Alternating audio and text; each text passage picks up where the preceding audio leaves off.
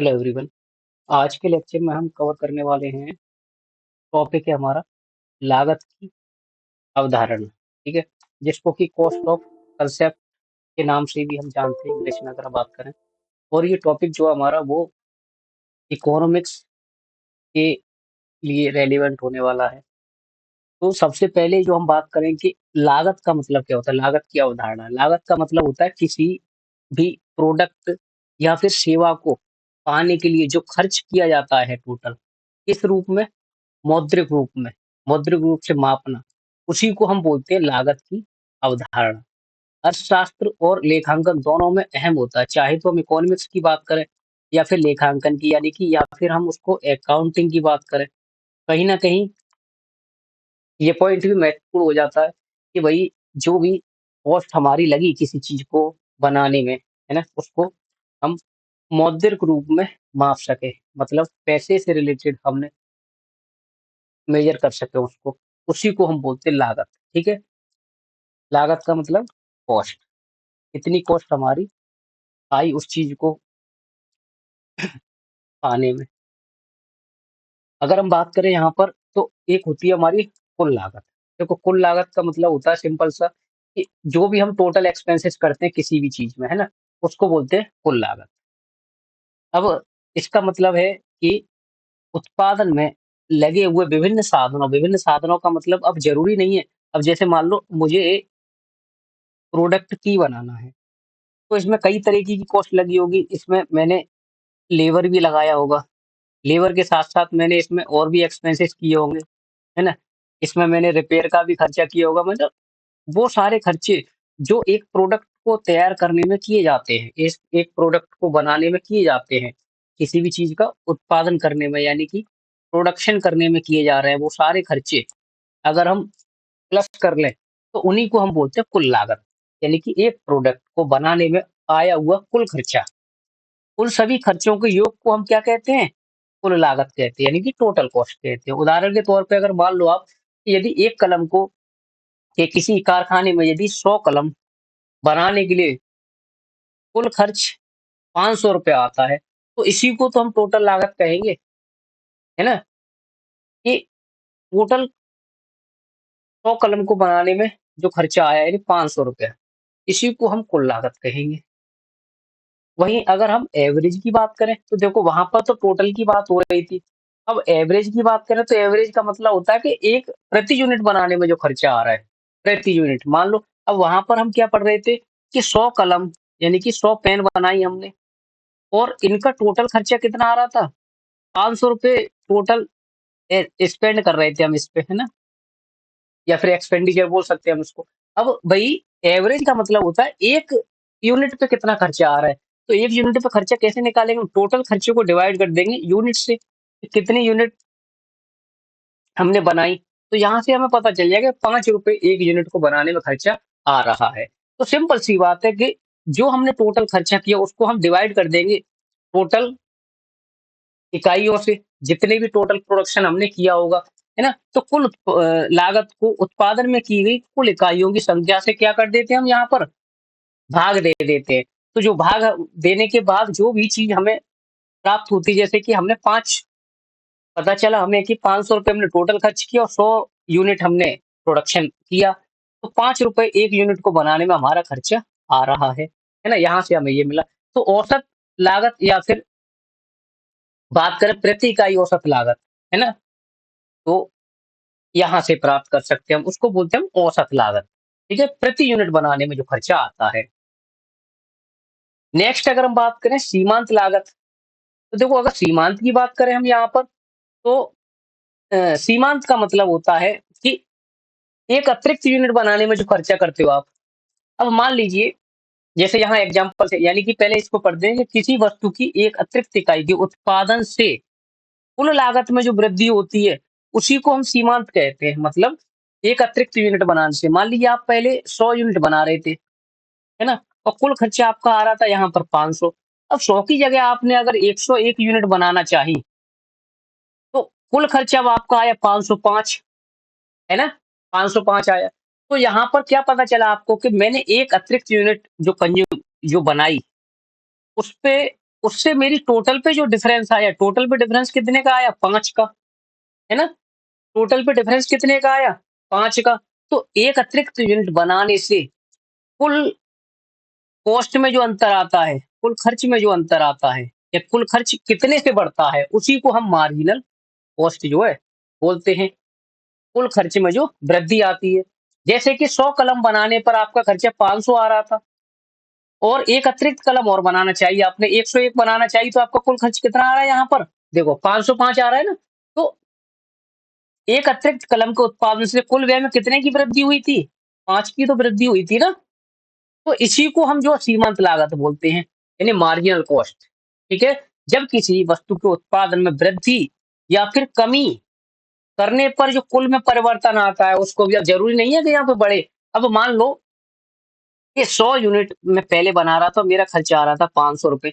अब 100 की जगह अगर मैं 99 बनाऊंगा, तो मेरा खर्च कितना आएगा? 495। तो टोटल में परिवर्तन की बात कर रहे हैं, ना कि वृद्धि। बस जरूरी थोड़ी वृद्धि ही होगी। अब मान लो मैंने 1 यूनिट जो है कम उत्पादन करना चाहिए, तो 1 यूनिट कम करना चाहिए, तो मेरे टोटल में कितने का परिवर्तन आया? 5 का, है ना? तो मार्जिनल का मतलब क्या होता है? वृद्धि या फिर कमी, है ना? कुल लागत में। ठीक है? उसके बाद हम आते हैं कि औसत लागत और एक होती है हमारी सीमांत लागत। इनमें भी आपस में जो अंतर होता है। जैसे कि यहाँ पर याद रखनी है आपको, जब भी आपको कंपैरिजन की बात आएगी कि औसत लागत और सीमांत लागत में क्या रिलेशन होता है, तो आपको याद रखना है कि हमारी जो मार्जिनल कॉस्ट होती है ना, जो हमारी मार्जिनल कॉस्ट होती है, वो नीचे से कट करती हुई जाती है किसको? एसी को। तो एसी सीधा सा बनता है, आप सीधा यू मतलब सिंपल सा यू फॉर्म में आप देख सकते हो एसी, है ना? और मार्जिनल शुरुआत में तो हमारी एसी से कम होती है, मार्जिनल, और जहां पर ये कट कर जाती है, वहां से फिर ये एसी से ऊपर भाग जाती है। क्या? सीमांत लागत। ठीक है? औसत लागत फिर हमारी कम हो जाती है यहाँ पर। तो शुरुआत में तो दोनों ही गिरती हुई होती हैं, लेकिन मार्जिनल उस यहाँ पर हमारी ज्यादा होती है कंपेरिजन टू, वो सॉरी, एवरेज हमारा ज्यादा होता है कंपेरिजन टू एमसी, है ना? और जब दोनों ही गिरती हुई हैं, तो अब जैसे जैसे हमारी मार्जिनल कॉस्ट बढ़ती जा रही है, हमारा जो एवरेज है ना, एवरेज है वो पहले तो गिर रहा है, और जिस पॉइंट पे ये टच कर रहे हैं आपस में, उसके बाद फिर ये नीचे चला जाता है मार्जिनल से। ठीक है? देखो, औसत लागत में कमी होने पर औसत लागत क्या हो रही है? हमारी गिर रही है, देखो यहाँ कम हो रही है ना। सीमांत लागत भी घटती है, सीमांत लागत भी मेरी यहाँ क्या हो रही है? कम हो रही है। देखो इस पॉइंट तक तो कमी हो रही है ना, यहाँ इस पॉइंट तक। ठीक है? और तथा औसत लागत में वृद्धि। अब देखो, एवरेज है ना, ये एवरेज वाली लाइन है। एवरेज मेरा यहाँ से जब बढ़ रहा है, तो मार्जिनल भी क्या हो रही है फिर? मार्जिनल भी बढ़ना शुरू हो गई जब एवरेज बढ़ रहा है तो। ठीक है? और लेकिन दोनों अवस्था में, और जो औसत लागत है, मेरी औसत लागत की तुलना में सीमांत लागत की गिरने अथवा उठने की गति ज़्यादा अधिक होती है। देखो, अगर मैं बात करूँ यहाँ पे, तो ये ज़्यादा स्पीड से गिर रहा था, है ना? और फिर उतनी ही स्पीड से जो ऊपर बढ़ने लगा। लेकिन जो एवरेज था, जो औसत लागत थी, वो इतनी स्पीड से नहीं बढ़ी, है ना? तो मार्जिनल कॉस्ट जो थी मेरी, वो एवरेज से ज़्यादा हो गई। ठीक है? ये रिलेशन आपको याद रखना है, सिंपल सा। ये हो गया एसी, और ये हो गया एमसी। ठीक है? बस यहाँ पे कॉस्ट रख दिया आपने, और यहाँ पर क्वांटिटी रख दी। इसके बाद आते स्थिर और परिवर्तनशील लागत क्या होती है? देखो, स्थिर लागत और परिवर्तनशील की बात करें, तो स्थिर तो वो होती है जो हर पॉइंट में फिक्स रहती है ना? कि इतना खर्चा तो आपका होना ही होना है। और परिवर्तनशील लागत वो होती है जो चेंज होती रहती है, जिनमें चेंजेस करने की आपको ज़रूरत पड़ती रहती है। तो कुल स्थिर लागत की अगर हम बात करें, तो स्थिर लागत वे होती है जो कुछ भी व्यय करना पड़ता है, कि उसे ही कुल स्थिर लागत बोलते हैं। जैसे कि मशीन, भई ये स्थिर लागत है। एक बार पैसा लगा दिया आपने, औज़ार है, मकान है, ये सब स्थिर लागत के सोर्स होते हैं आपके, है ना? ये सोर्स मतलब जो स्पेंड जो होता है हमारा, वो स्थिर लागत के फॉर्म में होता है। औसत स्थिर लागत क्या होती है? कि कुल स्थिर लागत में उत्पादन की गई इकाइयों का भाग दे दो। मान लो फिक्स कॉस्ट आपकी आ रही थी 1000, है ना? और फिक्स कॉस्ट जब 1000 आ रही थी आपकी स्थिर लागत, और इससे आपने 100 यूनिट बनाई, है ना? 100 यूनिट बनाई, तो यहाँ पर औसत का मतलब यहाँ पर जब डिवाइड करने के बाद आता है कितना? 10। ये हो जाएगा आपका एएफसी, ठीक है? और ये हो जाएगी आपकी क्वांटिटी, क्वांटिटी हो गई और इसको हम एफसी बोल सकते हैं, ठीक है? ये एफसी था अपना। तो औसत स्थिर लागत क्या कैसे निकलेगी? स्थिर लागत में हम एफसी में जब डिवाइड कर देंगे किसका? क्वांटिटी का, तो एएफसी निकल आता है, ठीक है? कुल परिवर्तनशील लागत का मतलब क्या होता है? कि जैसे श्रमिक, कच्चा माल आदि पर जो भी कुछ व्यय किया जाता है, अब श्रमिक पे तो वही बार-बार खर्चा करना पड़ेगा आपको, रॉ मटेरियल बार-बार परचेज़ करके लाना पड़ेगा आपको। तो वो परिवर्तनशील नेचर के होते हैं, वो चेंजेबल होते रहते हैं ना, अकॉर्डिंग टू नीड। ये हमें बार-बार जो इन पे खर्चा करना पड़ता है, उसको हम बोलते हैं कुल परिवर्तनशील लागत। अब इनके औसत की बात की जाएगी, तो इसमें कैसे करेंगे? अब इसमें भी इकाइयों का भाग दे देंगे। मान लो वेरिएबल कॉस्ट आपकी आ रही थी 500, है ना? और इससे यूनिट आपने प्रोड्यूस करी 100, तो यहाँ पर भी आप जो है डिवाइड करके निकालोगे तो 5 ये आ जाएगा आपका एवरेज वेरिएबल कॉस्ट, औसत परिवर्तनशील लागत निकल आएगी आपकी। हर बार क्वांटिटी का ही डिवाइड हो रहा है, चाहे हम जो है एएफसी निकाल रहे थे, चाहे एबीसी निकाल रहे हैं हम, है ना? एक होती है स्पष्ट लागत। स्पष्ट लागत का मतलब क्या होता है? तो उत्पादन कार्य को संपन्न करने के लिए, यानी उत्पादन कार्य को करने के लिए जो एक उत्पादक अन्य लोगों को प्रत्यक्ष तौर पर भुगतान करता है। एक्सप्लिसिट मतलब एक्सप्लेन कर रहा है वो। मतलब जो भी खर्चा आप दूसरे को दे रहे हो, एक तरीके से आपके पास से जो भुगतान के तौर पे जा रहा है ना, डायरेक्टली आपको जो पेमेंट करना पड़ रहा है। डायरेक्ट पेमेंट बोल सकते हैं आप इसको, है ना? सीधे तौर पर जो आप भुगतान कर रहे हो किसी को, उसे ही हम स्पष्ट लागत कहते हैं। जैसे कि उत्पत्ति के साधनों पर किया गया जाने वाला खर्च, ईंधन पर खर्च, ये सब तो आपको आपके पॉकेट से आउट ऑफ पॉकेट ही होता है, एक तरीके से जाने वाला खर्चा है। तो यह लागत इसलिए उत्पन्न होती है क्योंकि उत्पादक को जो है उत्पादन कार्य को करने के लिए जिन आगतों की ज़रूरत पड़ती है, उन सभी को उसे बाज़ार से ही खरीदना पड़ता है। मान लो मुझे रॉ मटेरियल खरीदना है ना? रॉ मटेरियल खरीदना है तो कहीं न कहीं बाहर मार्केट से परचेज़ करके लाना पड़ेगा। जब बाहर मार्केट से परचेज़ करके लाना पड़ेगा तो क्यों ना आपको इस पे भी क्या है, एक पेमेंट के तौर पर कुछ ना कुछ आपकी पॉकेट से जाएगा, है ना? यानी कि जो भी इनपुट हम मार्केट से लेते हैं या जो भी चीज़ें हम मार्केट से परचेज़ करते हैं, किस लिए? उत्पादन करने के लिए, है ना? प्रोडक्शन करने के लिए, वो सारी चीज़ों पे किया गया खर्चा हमारा एक्सप्लिसिट कॉस्ट होता है, ठीक है? इसके बाद आते हैं अस्पष्ट कॉस्ट, भई इम्प्लिसिट कॉस्ट भी होती हैं। इम्प्लिसिट का मतलब होता है कि वह कर चीज़ का भुगतान उत्पादक प्रत्यक्ष तौर पर नहीं करता। अब जैसे कि मान लो आपने एक कंपनी एस्टेब्लिश की एबीसी लिमिटेड, है ना? एबीसी लिमिटेड, और यहाँ पर आप कोई काम करते हो। अब मान लो यहाँ पर आपने जो काम एक लेबर कर सकती थी, वो आप खुद ही कर रहे हो यहाँ पर, यानी खुद ही कर रहे हो, तो आप खुद को सैलरी थोड़ी दोगे, खुद को खर्चा थोड़ी दोगे। वो जो है प्रत्यक्ष तौर पर नहीं कर रहे, तो वो इम्प्लिसिट कॉस्ट होती है, जो आप दूसरे को भुगतान ना करके बचा लेते हो। जैसे कि आपने खुद घर का ही बंदा लगा लिया वहाँ पे काम पे, है ना?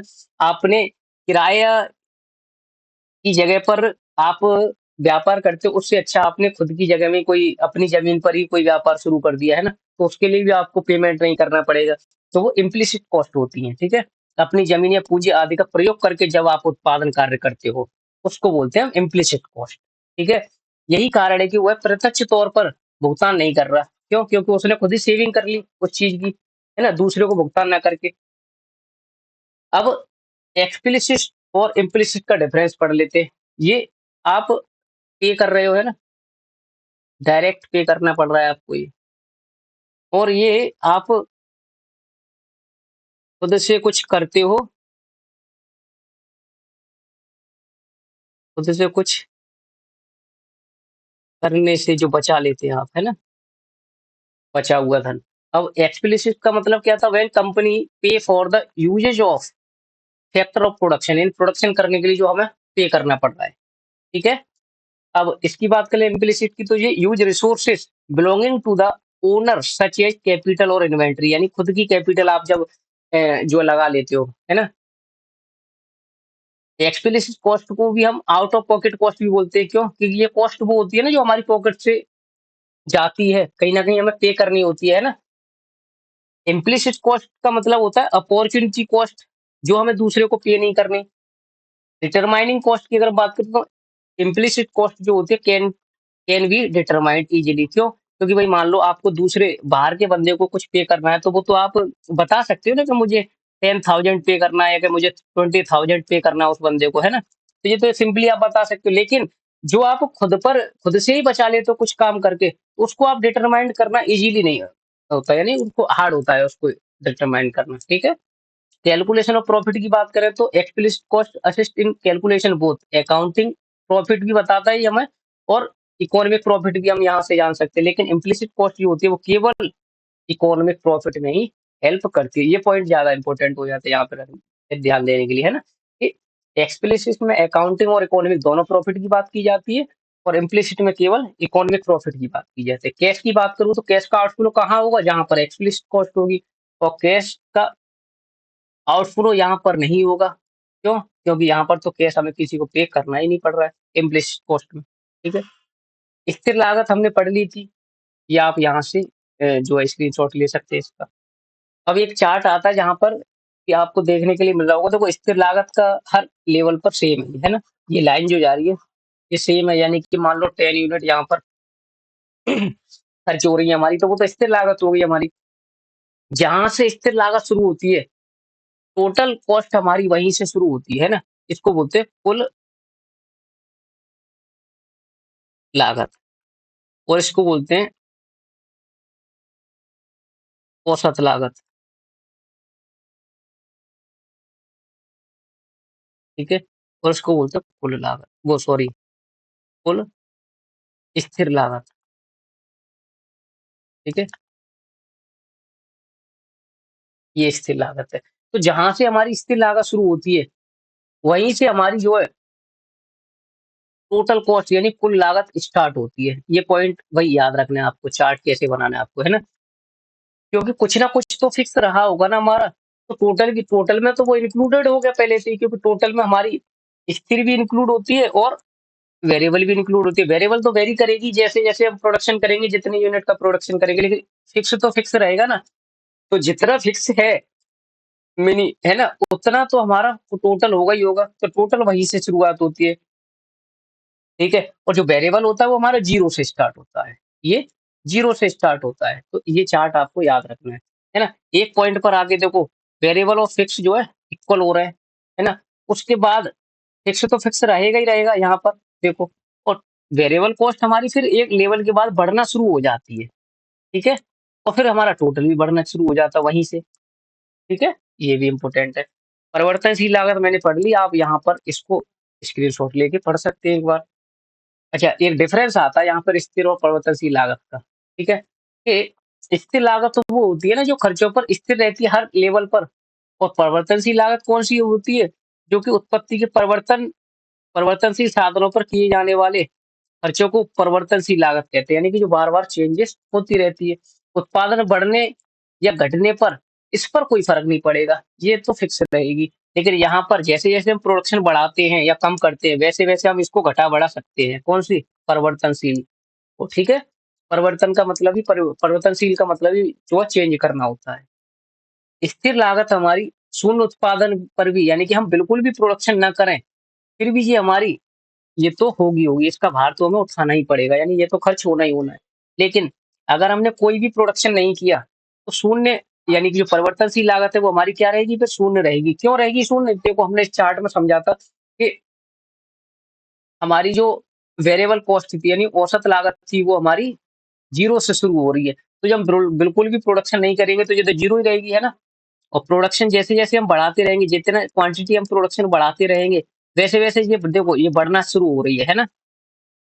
लेकिन फिक्स तो एक लेवल पे फिक्स है, वहाँ से हमारी टोटल शुरू हो रही थी, ठीक है?